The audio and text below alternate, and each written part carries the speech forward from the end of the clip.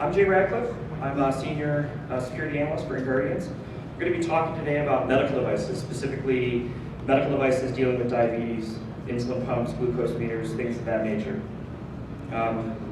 Just a little thing before that, when I walked in, I noticed that they put me right next to the memorial for Barnaby. And Barnaby and I worked in the same place, doing the same kind of things. The phrase I use is we played on the same playground.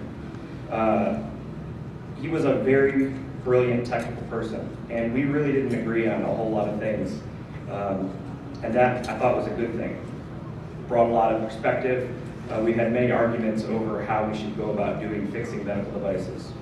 And he's somebody that the community is going to sorely miss. And it makes me sad to see that he's gone now. So, let's talk a little bit about why I'm up here and how I got to be up here.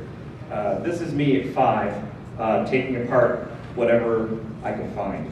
And that's pretty much how I got started doing a lot of these things. I've always been the kind of person that takes things apart, breaks them, and usually doesn't put it back together. I've got 23 years of computer security experience and administration at IBM and previously ISS. And now currently working with InGuardians, doing a lot of security, pen testing, hands-on stuff. I've also been an FCC amateur radio operator since 1992. And that gives me a lot of perspective and a lot of hands-on experience with hardware, RF, wireless things, all that good stuff. I have a bachelor's degree in criminal justice pre-law, so that gets me in front of lawyers a lot, which is awfully boring. And I have my master's degree from SANS in InfoSec engineering. As far as diabetes and as a patient is concerned, I've been a type 1 diabetic since my 22nd birthday. I've been an insulin pump user for over 12 years. It gives me a lot of experience to know exactly how these devices interact with the human body. And that's what we're going to talk about a lot. You guys probably don't get a lot of experience hands-on with these devices, seeing what they do, how do they connect to the body, how do they interact with a human being. And that's going to be a huge part of what this talk is about. I've had the pleasure of wearing over 7 medical devices in my diabetic career. So because I'm a geek, I collect these devices, I use them, I experiment with them, and we do all sorts of neat stuff. And some not so neat stuff, as you're going to see. Also, 2 years ago, I gave this small talk at Black Hat in 2011 on breaking the human SCADA system for fun and insulin, where I showed that the Medtronic insulin pump has pretty much no authentication, and I was able to suspend insulin delivery with that pump with my computer and a remote dongle, which was kind of interesting and got a little bit of attention. You said dongle. Dongle. So what are we going to talk about today? What are you going to see today? I have a lot of devices. Don is unpacking them right now. I brought over 30 medical devices, most of them diabetic related. I'm going to talk for about a half hour, and then you guys can come up. We can poke at these devices, look at them, you can ask questions. I'll actually test my blood sugar if you want, poke myself with needles, do all that kind of stuff. Yeah, absolutely, lots of needles, blood everywhere. How are these devices, we're going to talk about how these devices impact a patient, right? A lot of the times these technical talks go into what we can do with these technically, but we're going to give you a little bit of understanding of why I have these things attached to my body and what happens when things go wrong. I'm going to talk a little bit about how vendors are reacting to these issues, as far as when I tell them there's something wrong with them, how receptive they are to those things. I'm also going to show some funny videos and pictures, so it'll be fun. A little bit of facts about diabetes, right? There are over 3 million type 1 diabetics in the United States alone, and there are over 80 people diagnosed every day with type 1 diabetes. Total, $15 billion with a B, dollars was spent on healthcare costs for type 1 diabetics. So there is a ton of money being spent, a lot of it on devices. It's not the medication as much as the hardware and the devices and the things that attach to those devices that generate a lot of cost as a patient. There are over 500,000 insulin pumps in use worldwide, and some of them are as old as 15 to 20 years. So you have a lot of devices out in the field there that could contain a lot of vulnerabilities that we've already published on and vulnerabilities we don't know about. So this is really important, okay? There are two types of diabetics. And for a diabetic, if you tell them they're one and you're wrong, it's kind of offensive. So a type 1 diabetic produces no insulin whatsoever. Our pancreas is dead, as far as that's concerned, right? This used to be called juvenile diabetes because it only happened to kids. It's not just happening to kids now. I was diagnosed at 22. I've met people that were diagnosed in their 40s and 50s. There's a test that they do that see if you're producing any insulin at all. It's actually a very easy, very quick test. A type 2 diabetic is really a big growth area as far as health costs are concerned. These are people that still produce insulin, but they have problems. Usually insulin resistance and insulin production. So you're not producing enough insulin, or your insulin is malfunctioning in some way, or you've just blown your pancreas out and it's just tired, right? So with the amount of obesity that we have, for a variety of other reasons, this has a huge spike. And a lot of type 2 diabetics also use these devices as well. So the devices we'll talk about today are used across all diabetic spheres. What is diabetes? Why do I talk about it so much? Well, to understand what the implications of these medical devices are, you have to understand a little bit about this disease, right? And it basically boils down to a human SCADA system. The liver produces fuel in the form of sugar, and you also eat sugars, carbohydrates. So we have all this sugar coming in, and to generate energy out of it, to convert it to energy, you need a special chemical called insulin. This insulin is produced by the pancreas, and it allows the body to use these sugars. Now, in non-diabetics, and even in diabetics, your blood sugar should be between 80 and 120. You might get to 140 for you non-diabetics. You go crazy at Max Brenner's chocolate place, right? But you're really going to kind of stay in that low 100 range. Diabetics are way outside that range. What happens when a diabetic has really high blood sugar? It is called hyperglycemia, which is too much sugar and not enough insulin. So let's say, for example, I eat a Snickers bar, which is about 32 grams of carbohydrates, and I just didn't give myself no insulin. My sugar is going to rise about 200 points in about 45 minutes. And that varies from diabetic to diabetic, but that's pretty much what's going to happen to me. So if I'm perfect at 100, and I eat a Snickers bar, and I get distracted and give myself no insulin, an hour later, I'm going to be well over 250. Now in the short term, what does that do? I'm going to have a lot of thirst, an unquenchable thirst. Like, I can't even describe to you how thirsty you get. Like, I could drink a gallon of water, and then I'm ready for another gallon of water, right? The reason that is the sugar is processed through the kidneys. You have excess sugar, your body goes, I need liquids to get it through the kidneys. It affects the way chemistry works in your body. You start to get blurred vision, you get headaches, you have energy problems. Because your body can't use any of that sugar, it's going to switch to burning fat, which is it produces ketones, it produces all kinds of different things. It's a different form of burning energy. Long term, we're talking kidney damage because you work the kidneys, at well over 150%. You have neuropathy. You start to lose finger and toe sensation. A lot of out-of-control diabetics will start to get things amputated. Their feet, their legs, their hands. And you also get circulatory problems. All the parts of your body need sugar to run. So when it doesn't have sugar, you get more capillaries and more capillaries and more capillaries, and that causes a lot more problems with the entire circulatory part of your body. While that sucks, this sucks more, which is low blood sugar, called hypoglycemia. A lot of times diabetics will just refer to it as hypoing. Let's say I eat a Snickers bar and I give myself twice the amount of insulin I need. Or I just give myself insulin for a Snickers bar that I never get to eat. And I start at 100. My sugars will just drop and drop and drop and drop. And what happens is as my sugar drops below 70, my body says, okay, we're going to start shutting things down. And it will start with my fingers. I'll start to shake. I'll start to sweat. I will start to, everything will center down to, let's just keep the heart and the brain running. It is no different than hypothermia. where you start to lose control of your mind a little bit, you lose coordination, you have impaired mental judgment. You'll have a primal urge to eat. The only thing you will think about is food. I need to eat, I need to eat right now, I need to eat, and I'm not going to stop eating until I feel better.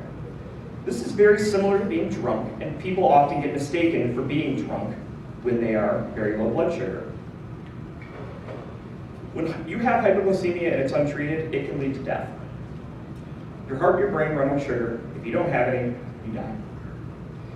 There was a 10-year study that showed that somewhere between 5 to 10% of all type 1 diabetics will die from hypoglycemia or hypoglycemia-related issues. This shocked me when I researched this and found this out. That is a very, very scary thing. So my sugar could go low and I could crash my car. My sugar could go low and nobody could be there to help me. I could go into a coma, and if I way overshoot, well, that's it. Now, diabetics often get mistaken for being drunk when they're low. Brain starts shutting down. It's a very scary thing. You act really weird. The guy on the screen here, his name is Alan. He runs the diabetic camp that I volunteer at, and he is an ER physician with type 1 diabetes. And he is rather legendary for his hypos. This video is of him hypoing. This guy is, for religious reasons, doesn't drink, so I assure you that this is not him going on a bender. But I'm going to show you about 45 seconds of video here about what it looks like for a diabetic to hypo.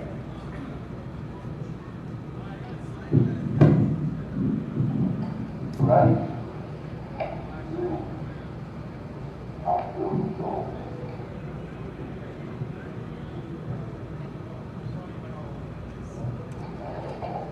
Is it that big?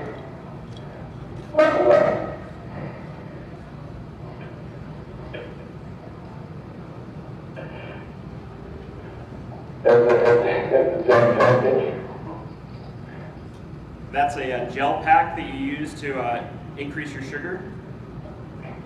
It's horrible tasting. You get time. Oh my God. Oh my God. Eat some good check, Oh, I never like the fantasize. I hope it is. It's kind of hard to hear, but he doesn't have pants on. He doesn't have pants on, and he's very concerned about this. So it's kind of hard to hear, but he gets really crazy. He looks like he has no idea what's going on, and he really doesn't. A lot of people, when they hypo really bad like this, when they get under 50, they have no memory of it. They can't remember what happened. They can't remember how they got out of it. So obviously, it's a pretty scary thing. Let's talk about the technology a little bit. So let's talk about glucose meters. This is probably something that everybody's seen. Grandma has one, or somebody you know has one. This is a small electronic system that uses disposable finger sticks to measure blood glucose levels. What you end up doing is you poke your finger and you get a drop of lead and put it on the stick, and it tells you what your blood sugar is. This has a wild tolerance for accuracy. It's about plus or minus 20%, which most diabetics are pretty pissed off about. But I think it's just a limitation of the chemistry in the finger sticks. Now, where the money comes from here is that the finger sticks are about 50 cents to $1 a piece. So if I have to test my sugar 5 or 6 times a day, that's $5 or $6 worth of test strips a day. So that gets really expensive really quick. Matter of fact, they give the meters away for free because there's no money in that. But the strips, there's money in that. Now what we're starting to see now is RF in the pumps. We're seeing Bluetooth in the pumps. The one here on the far right actually hooks up to your iPhone. So you can take your blood sugar and store it in your iPhone. I have probably 15 different glucose meters here for you guys to look at, poke at, test at. I even brought strips, so if you're really curious, you can test your own blood sugar and things like that. The next generation of that are called continuous glucose meters. What this is a very fine wire that goes under the skin and measures the electrical value of your subcutaneous fluids. And based upon those electrical values that it measures, it can do some fancy math and tell you what your blood sugars are. in real time.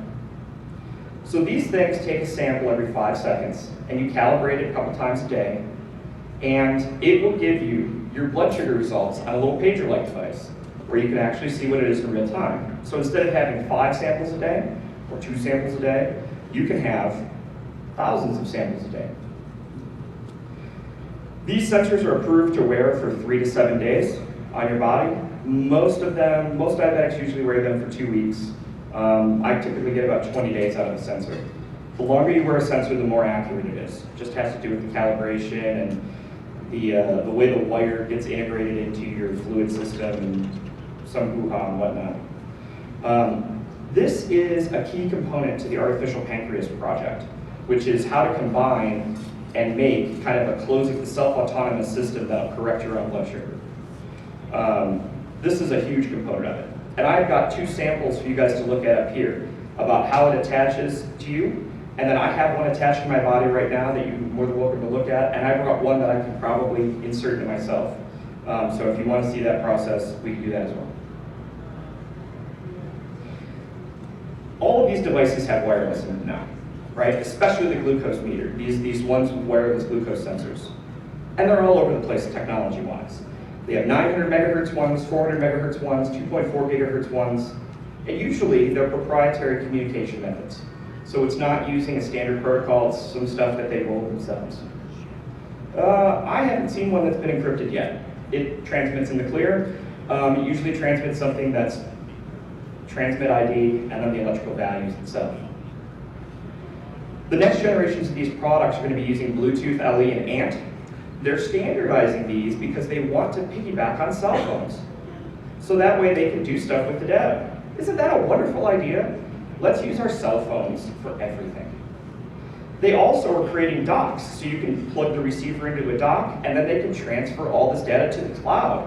Because who doesn't want their private personal medical data in the cloud? That's such a wonderful thing. I feel so much safer having everything in the cloud. Now, the big device for most diabetics is the insulin pump. Rather than give yourself multiple daily injections, you can connect up to an insulin pump, and it delivers the insulin on a per-minute basis for you. It does this through an infusion set that attaches to your body with a small plastic tube. The FDA approves these for about 3 days. So I wear this thing, it's got a little 9mm plastic tube, connects to my body, and that's how the medicine gets into my system. 2 important insulins here. It's the same insulin, but one's referred to as basal insulin, and this is measured by the hour. So I'll get X amount of insulin over the course of an hour. A bolus injection is done with the amount of insulin per carbohydrate. So when I eat 50 grams of carbohydrates, I give myself X amount of insulin. These are kind of 2 examples of how that works. The guy on the far right here is the first insulin pump. It was the size of a backpack. It was huge. It ran on huge batteries. Nowadays, they're really tiny. They're about this big. They run on AA batteries, which you'll see is an interesting little challenge when it comes to changing them and what can happen when you change the battery.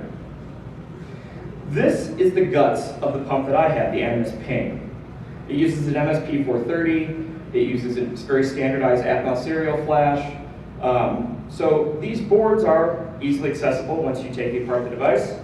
And you can poke around and look at these kind of things and kind of do hardware hackerish stuff. The holy grail of all diabetic technology is closing the loop. That's when you have the CGM feed the insulin pump data, and then the insulin pump will think for you. You don't have to think anymore. And it'll react to what your blood sugar does. So your blood sugar goes up, it'll give you more insulin. Your blood sugar goes down, it'll give you less insulin, just like your pancreas will. There's lots of potential problems here. One is, well, we don't use encryption with the CGMs. So it'd be pretty easy to spoof sensor data, right? No real-time clocks, so you're not going to prevent any random replay attack. No authentication whatsoever, and there's no encryption. So pretty much hacker paradise, right? We can do anything we want with the sensor data, and we can make a closed-loop insulin pump do whatever we want. We can also jam the sensor data. These tiny little things run on watch batteries for a year at a time. So it's nanowatts of transmitting power. So if you show up with 500 milliwatt transmitter, you can jam all the sensors and nobody gets any data, and then everybody has no sensor data to go on. Now, reporting problems that device vendors have is a big issue, right? 2 years ago, when I talked to Medtronic, they were not entirely open or ready for that conversation yet. And the FDA recently, since that time, has gotten a lot better and a lot more involved in this, kind of getting that ball rolling. They came out last month and said, cybersecurity is going to be a criteria for rejection for medical device approval. Like before that, they would look at the cyber stuff, but they had no ability to reject a device on that. So if they found glaring security holes on it, it couldn't be a reason to reject the device. They have changed that, and now it is part of the criteria. So medical device vendors, hopefully, will start reacting to that and being ready to have that conversation. Well, let's talk about that conversation. Let's see how this works in the real world. So I had an adverse experience with my animals pain. I had a severe hypoglycemic event in March. I had sub 50 sugars about 1 a.m., woke me up in a cold sweat. I was like, wow, really, really low, like scary low, like I'm gonna pass out any minute now. If I do, that's bad, right? Didn't have to go to the hospital, was able to correct it at home alone, or at home but with, standard eating procedures and whatnot. But the next day I was like, man, something just doesn't sit right with me. Like, I don't do that at 1 a.m. to that severity level. What happened? So I go back, I had to do a root cause analysis. And I pulled my history and did the math on paper, and I over-bolused by 8 units. Whoa, how the hell did I over-bolus by 8 units? Well, I did a battery change before I went to bed, and then I bolused after that because my sugar was high, and that's when I wonder if it had anything to do with changing the battery. Now I have a demo, but I don't have a video camera, so it's going to be really kind of hard to show this, okay? So I might do it after the talk's over and show you guys exactly what happens, but I have a slide on the next one here that shows exactly what I'm talking about.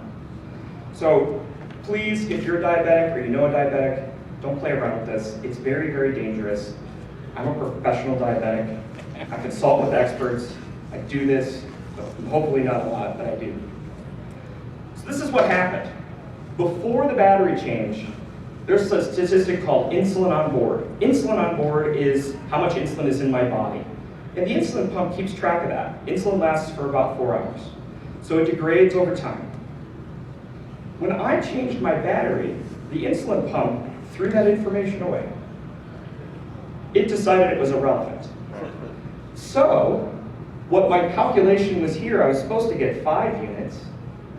After the battery change, if you look at it, because it doesn't keep track of that, it gave me 11 in this example. Now, this is really scary because I depend upon this device to calculate the correct amount of medicine to give me. To give you an idea how significant this is, a 6-unit overbolus for me is the difference between being perfect at 100 and being at -50, which is dead. Now typically, I'll wake up and about 60, I'll start to feel it and I can correct it, but let's say I don't. I'm probably gonna die in this situation because of too much insulin. Now I went and grabbed the other insulin pumps I had to see if this was just a standard feature and everybody did that when they got rid of it, when they changed their battery. And this is the only pump on the market that does this, which is really surprising to me. The battery change takes all of 3 seconds. You unscrew this thing, pull the battery out, put the new battery in, put it in. So I went to the FDA and I said, hey, I don't know if this is a cybersecurity issue, but it's a computer problem for sure. What do you guys want me to do with it? And the FDA said, well, it's computer-based and it's medically very dangerous. So I want you to submit it through the EMDR, the Electronic Medical Device Reporting System. So this EMDR is functional, but it's not really designed for security things. It's designed for people that have issues, but trying to submit a computer bug or a design flaw to it is not what it was intended for. They also wanted me to fax it or mail it to them manually, which was rather annoying. Because it's the FDA government, they were like, this is embarrassing, but could you fax it to us? I'm like, no. So we ended up getting it to him. Now what happens after that point, the FDA vets the submission to make sure that I'm not just some goofball who doesn't know how to use my pump. Then the vendor gets notified and they have 45 days to contact me. So I had this very nice Animas nurse call me to make sure I was okay at Sunday at 9 a.m. And she was like, so I heard that you hypoed and there was this, you did a battery change and you know, we're really sorry about that. We hope you're okay. And I'm like, that's great, but what are you gonna do about it? And she's like, what do you mean? She's like, you need to pay attention when you change your battery. I said, yeah, but that's not a solution. Like, what if you have a 9-year-old? What if you have an autistic kid? What if you have a low functioning? What if you have your mom on it who's scared to death of technology? Well, it's safer this way. I said, well, safer how? She goes, it's just safer. Okay, I would like to escalate this. So she escalated it. Initially, they were really great. Their PR person called me, they set up a call with their R&D and their medical officer. I was like, wow, this is impressive. They're gonna take this seriously. Yeah, not so much. First off, the medical officer said, we would like you to stop referring to this as a bug. And we would like you to stop referring to it as a design flaw. Because it's not. Okay, so stop calling it that. Okay, thanks. Then they were like, you should have read the manual. It's in the manual. I said, yeah, it is in the manual. You have 2 sentences, one on page 72 and one on page 172 of your 400-page book. And they were like, well, you didn't read it. It's your fault. Like, okay, well, you know, I tend to know a computer or two. You know, I don't think that I'm, you know, your average everyday user. If this fooled me and this got past me, I'm thinking that most of your patients are not going to remember this. And they were like, yeah, well, we'll keep that in mind. We have no intention of fixing it. And I was like, what? I just showed you twice and reported to the FDA that you almost killed me with this bug. And you're just not going to fix it? And they're like, yeah. But we take your input seriously, like all of our customers' concerns. And maybe in the next generation of product, we'll do something about that. And they aggressively pushed that this was the safest design. Their endocrinologist on the phone is like, this is absolutely the safest thing to do. I mean, what if in that 5 seconds you gave yourself a whole bunch of insulin? I was like, what? Are you diabetic? Do you have any idea how this product is used? Like, I've been a diabetic for 14 years, been on insulin pumps for 13 years. I can count on one hand, after a major blender accident, how many times I've given an injection, manually. And he's like, well, we have to design it for those criteria. I said, what about the criteria that I just showed you? He goes, well, yeah. Do you have anything else to add, Mr. Radcliffe? Fine. And then they were like, anyways, if we wanted to fix it, we couldn't. We have to report to regulators. It'll take us years to get this past them. Which is a total lie, all right? You can patch medical devices without going to the FDA at all. They have absolutely no jurisdiction over that. Matter of fact, Abbott just came out with a patch for a glucose meter that they pushed out over the internet within less than a month of getting reports that it had a problem. And it was a itty-bitty tiny problem that I didn't even consider worth patching really. But they felt that they needed to patch it, and they did that by notifying all their users, go to this website, plug it into the USB port, oop, flash a new firmware, done. So the FDA is not an excuse for that. Now, I've got lots of diabetic stuff up here. Some of it's already taken apart. I want you guys to come up and look at it. You can ask me questions. I've got insulin pumps, CGMs. I can take off my shirt. Huh? I can show you how it attaches to me, right? I'll show you how they connect to the human body. We'll have little questions, all that stuff.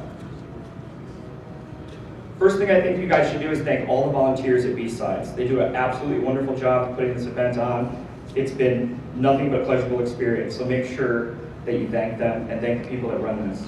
This is my contact information. If you're too shy to come up and ask me questions here or all week, feel free to shoot me an email or hit me up on Twitter or send me a telegram or however people communicate these days. Pigeons? But back to me, might be tough. We'll figure it out though. So thank you very much. I appreciate you coming. We've got, how much time we got left? How much time is? Just so in the audience, you got 25 minutes. Oh, the patching process for the Animus pump? I think that's pretty key. I'm 90% certain that they have hard-coded the firmware. And there's no USB port. There's only an RF. It's got an infrared port, so I think theoretically you could patch it through that, but I'm 95% certain that they have absolutely no ability to patch the device. So it'd be a full device recall, which would be, I think that might be expensive. So I don't think they're going to do that, but I'm kind of going to war with them a little bit here in a couple hours. They were supposed to send their PR person to do a press conference with me at Black Hat in 2 hours. Conveniently on Friday, they had a travel conflict, and they will not be attending Black Hat this year. So we'll just have to run it alone.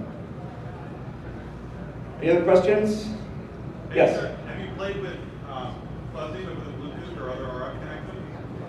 I have done some fuzzing over that. Pretty much, though, when it's an open protocol, that's pretty easy to reverse. You can do so much more dangerous stuff when they're not doing any encrypting or anything like that, it's pretty damaging. You get into fuzzing when you do that weird stuff, but I mean, you just tell it to turn off. Okay? Yeah. So if vendors haven't been responsive, and if FDA hasn't been responsive, how do you see us getting better at getting more action and more? So the question is, how do I see us getting better? That's tough. The sad thing is, I think that the fastest way to get to that process would be for somebody to die of something like this.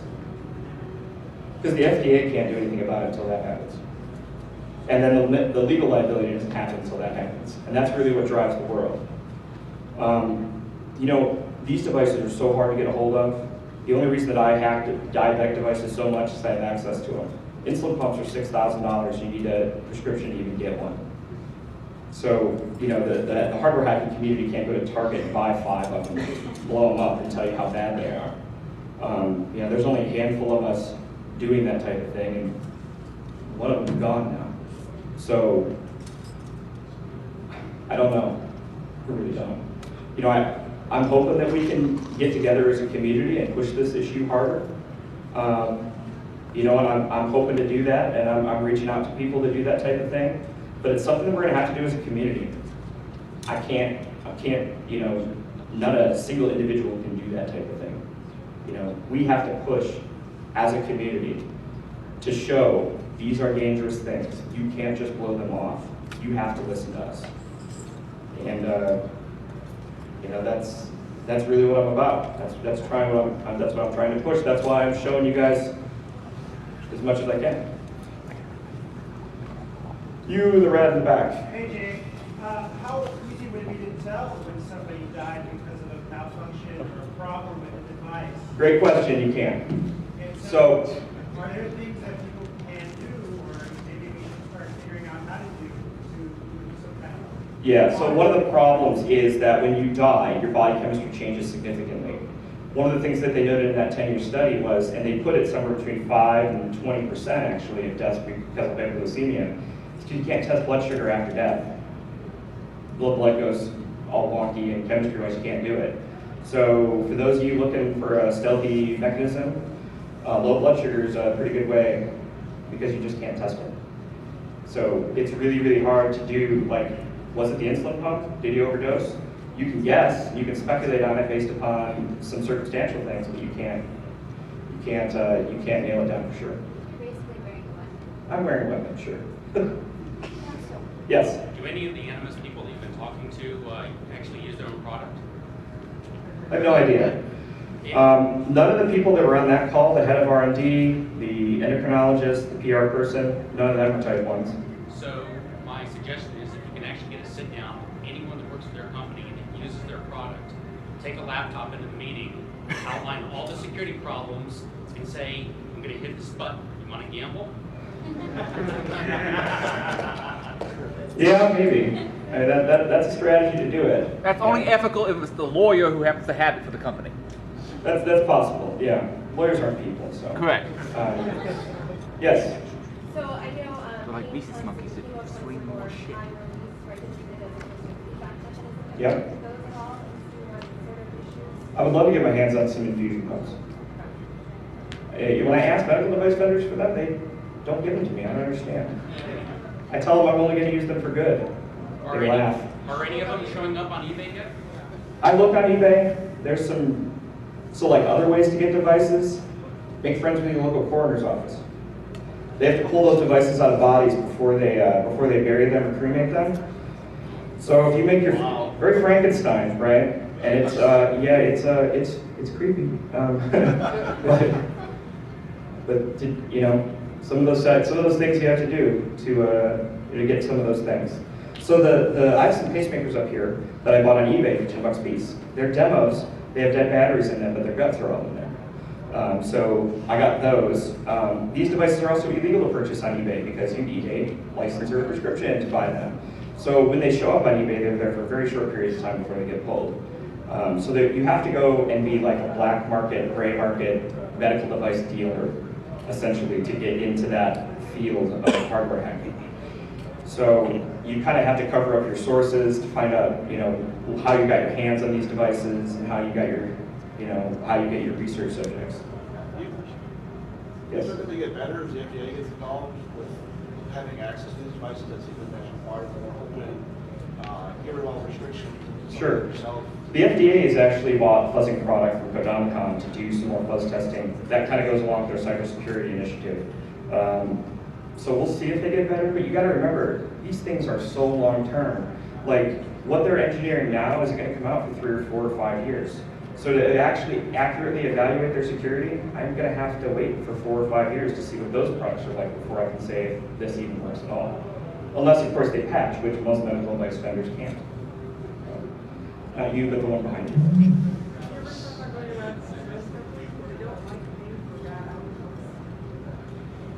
Yeah. What was the question? Yeah, well, can you repeat that again?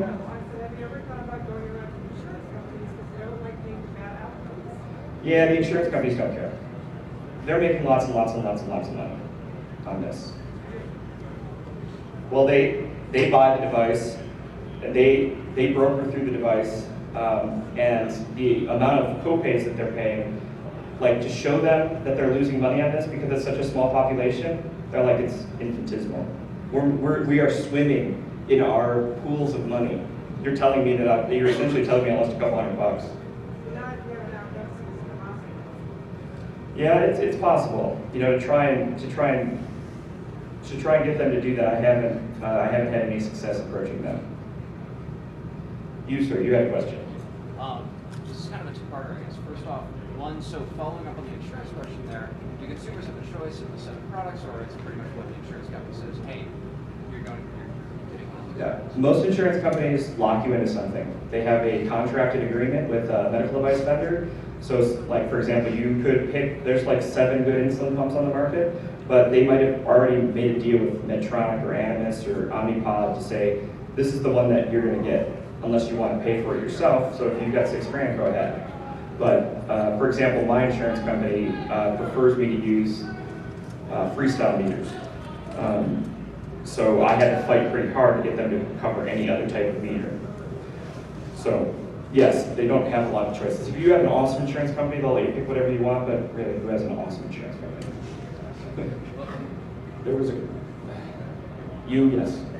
So you mentioned that they pushed back with you saying that, you know, they might not be able to patch the system. Oh, they never said that. They just said that the FDA it would take years because of regulation. So one of the things to really push these vendors to incorporate new changes, rather than us voicing as a community to the vendors directly saying, hey, you guys should do this, we should be voicing our concerns to the FDA and say, hey, you know, as a part of the approval process for these devices, you should probably also consider that these devices should be able to be upgraded during a certain period. Yeah, I agree with you, but the FDA is pretty powerless in this area. Really? Yeah. So when they go through the device approval, they might get 4 days with this device from a software perspective to look at this. And previous to June, if they found anything, they couldn't reject it. So Like, I've been to the FDA, I've talked to the executive director who's in charge of this part of testing. He's like, it's power, and as soon as the device is approved, they have no power. So if something's found post-approval, legally, from a legal perspective, they can't do anything. They can't pull the device, they can't make them patch it, they can recommend things to do, but they have absolutely no bite. Only in the approval process do they have bite. So if you're hoping for the FDA to come and save your devices, that cavalry's not coming. Okay? Yes, sir, you. So you mentioned earlier that the FDA is approved 3 days. Does that mean it's 3 days in and you have to pull it out and reposition? Correct. Every 3 days you gotta replace it. How long do you have to do that? Oh no, you just move it around. So I've got nice love handles here, and I attach them and I rotate them through these love handles to give myself the insulin. The 3-day mark is where you start to see infection. So that's why we try and change them every 3 days, and then you rotate pretty heavily to allow that area of your body to heal as a human pain cushion to do those types of things. You, sir. I understand how the FDA really doesn't have power because they're just interpreting the congressional law. Correct. So what members of Congress are California? There are two that ordered a GAO investigation after what I did in 2011. Senator Markey, or Representative Markey, now Senator Markey from Massachusetts. And there's a female senator from California in Silicon Valley that I can never remember her name. Eshu, maybe? Senator? Senator. Debbie Boxer, Mike? No. Maybe it's a representative now, because I don't remember her name. But they ordered the investigation. They're pretty tuned into that, being in the Silicon Valley, and it's bipartisan too. The guy in Massachusetts is a Republican. There's your power to change the FDA. Yeah, I don't know if you've noticed, but people in Congress can't get shit done. Really? Yeah, you think they're concerned about my insulin pump? They can't even figure out how they're gonna spend their trillions of dollars, or figure out what the heck is going on with anything, so. But in all seriousness, something simple like this can get stuck into another bill that's gonna pass. It happens all the time. Oh yeah, it could. Again, my hopes for that are, yeah, I mean, it's possible.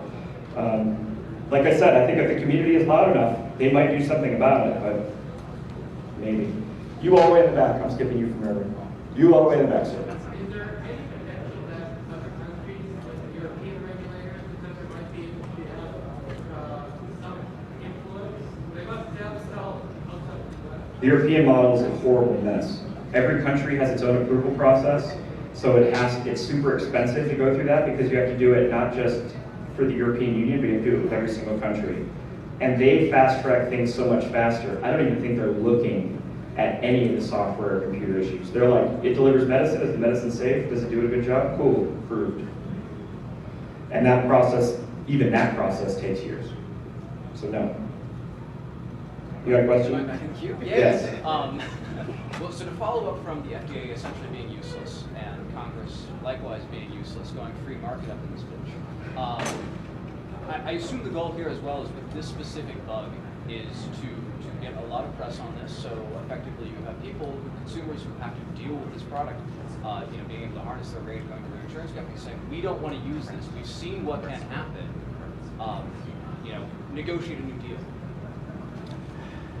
My goal in this is not directed to consumers really, because I don't think that diabetics. You got to remember, even though there's a lot of us, they're in a lot of us, okay, and we're so busy trying to make sure we don't screw up our own insulin that we're pretty busy, and I don't think that the consumers have any power. Consumers have no power. They don't. I mean, you think this is the antithesis of the free market here. Right? Somebody else is choosing the products for you. You get them. You have to live with them. That's it. And if you complain about it, too bad, because I've already done that, and it doesn't do anything. The regulators are where it's at. I think the people that purchase the devices are where it's at. So a hospital should be doing tests on their security devices. We could be doing a better job as a community at making those issues heard at the congressional level to get their attention. So that way they're in tune with what's going on. Because really, nobody's in tune with this. Well, it's better just bringing visibility. So yeah, it's definitely about getting visibility, but to what end? we're still working on that. Yes? A lot of this influence chain, Nick Prococo and I are going to talk about tomorrow at 11:30 here. We want to take good research like this and figure out how to use lobbying, think tanks, hearts and minds PR campaigns, legal journals, regulator influence. Yeah, we need a hacking lobbying group on the Hill. That's what we need. Right. So if you like this half the conversation, come tomorrow. Yeah, absolutely. He's right. There's a talk tomorrow at 11? 11:30. 11:30. That'll be talking about how do we make change. We have this. We do this a lot. But what's the next step? How do we take this and make it move forward? Insulin pumps is just a very small part of the medical device and medical equipment Yes. industry, right? So, I mean, these same regulations and everything apply to all those medical devices. Yep. Yeah. Every piece of medical equipment in a hospital is under the same regulations. Previous to the new cyber policies inside that they have, they didn't have, they're working in a lot of hospitals with a lot of medical equipment. Yep. But it's a mess. Yeah, it is. Yeah, there are infusion pumps that only use wet or use no encryption at all, and wirelessly get their signals to tell you how much morphine you give to patients. They won't give me one of those either. I don't understand it. They won't give me the morphine either. Crazy. That's where I think like the FDA should help you out. Because it's really like, oh, give them the device, give somebody the device, give them Yeah, the vendors have control over that. They give a device to the FDA, and then they can test it, but then they get it back. So they don't have like there's no Library of Congress for medical devices for me to go and swipe them from. Yes, sir. Well, we'll take one more question, and you guys can come look at this stuff and poke at it. I can barely hear you, sir. A lot of the change needs to come from the physicians. Okay, when I brought the encryption out, issues up with my endo, I've never heard of it before, because I have enough to use it because of the security. Yeah. The endocrinologist, it depends on which one. So when I moved to Idaho and I got a new endocrinologist, told him what I did for a living, kind of said something. He's like, hey, you probably saw this article like a couple summers ago, where this guy found a big problem in a Medtronic bug. You know anything about that? I said, yeah, that's me. He's like, no, it's not. I said, yeah, it's me. He goes, really? I said, yeah. He goes, you gonna break any more? I said, yeah. He goes, good. He goes, if there's anything I can do to help you, I will. So there are some endocrinologists that are online with that. There are some endocrinologists like, I wanted to hook it to my phone. We have a month of Medtronic class. A what? A month of Medtronic class. Actually, Medtronic's done great things in the past 2 years, but it took me having to pull their pants off in public. But they have gotten a new C-level executive that takes security, that's all about security and privacy. All their devices have changed. I actually spent a lot of time talking with them, and they get it now. But it took a lot to get them to understand that. And now, I'm right back at square one. New vendor, we're perfect. We don't have to patch anything. It just reminds me of all the stuff that we did with Microsoft, where they're like, no, we're gonna sue you. You can't talk about it. And they've turned around, and now they are very responsible. And nobody learns from history, apparently. So, thank you guys for coming. If you guys want to come up and look at these things, feel free. Thank you.